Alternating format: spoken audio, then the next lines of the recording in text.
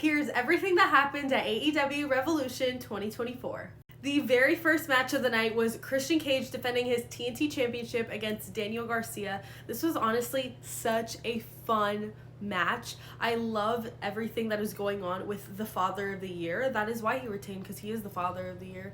And Daniel Garcia is so over right now that anything with him is super fun. I love this match, and I think it was the perfect match to open the show with. The next match of the night was Eddie Kingston defending his Continental Crown Championship against Bryan Danielson. This was a pretty good match. Compared to the rest of the card, it was probably one of my least favorites, but it was still a really good match, and Eddie Kingston did retain. Picking up the pace a little bit, we had the All-Star 8-man scramble with Dante Martin, Chris Jericho, the FTW Champion Hook, Powerhouse Hobbs, Brian Cage, Lance Archer, Magnus, and Wardlow. So many people, but this was honestly such a great match. I was so happy to see Wardlow come out on top of the W.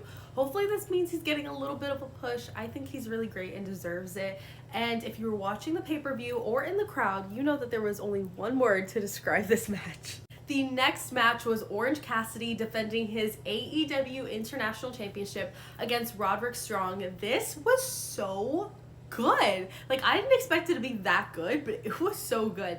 And of course, we had Roderick Strong actually beating Orange Cassidy and now being the new AEW International Champion. He deserves it. It is his time to shine, and I am so happy for him. Now for one of the top matches of the night, in my opinion, we have FTR versus Jon Moxley and Claudio Castagnoli. This was so amazing. Anytime any of these guys are in a match, you are sure to be receiving top tier quality wrestling, and I loved it. One question I do have though is, why in the world was Dax Harwood bleeding before Jon Moxley? If you watch any of Mox's matches, you know that this man bleeds within the first 30 seconds of the bell ringing.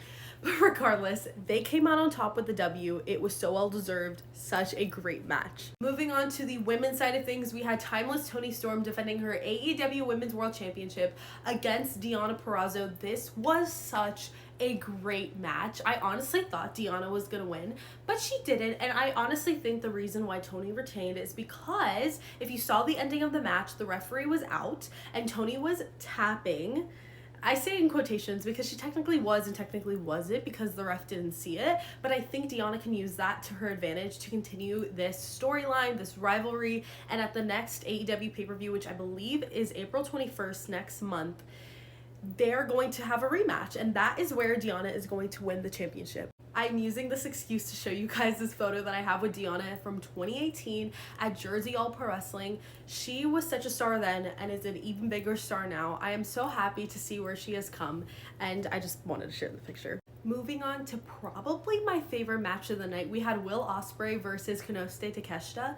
This was so amazing. This was the definition of match of the year. I'm not even lying when I tell you there was not a single second where I wasn't completely like jaw dropped, standing on the floor, screaming my head off. I mean, this was insanity. I'm so excited that Will Ospreay, as of recent, is all elite, and we get to see more of him. So happy he took the W, and I will continue watching this match till the day I die. Now for the second to last match of the night, we had the AEW World Champion Samoa Joe defending his championship in a triple threat match against Swerve Strickland and Hangman Adam Page. This was honestly such a phenomenal match, one of my top favorites, and I honestly thought Swerve was gonna win.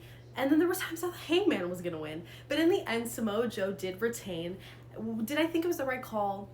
No, because I thought this was Swerve's time. I mean, he is so over right now. Everybody loves him.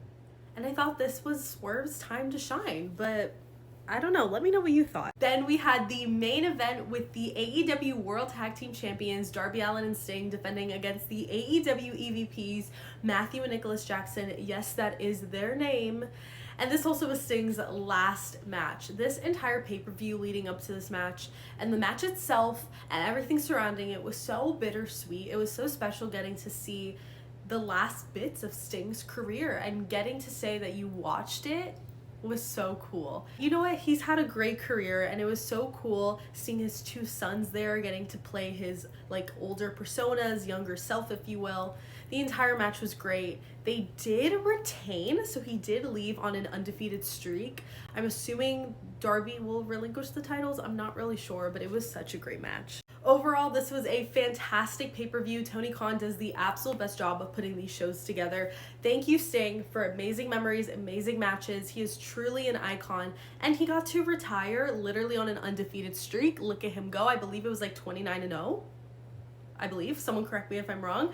But I'm so excited to see what is in store for AEW in 2024. Let me know down below your thoughts if you watched AEW Revolution. Can't wait to chat with you, and have a great day.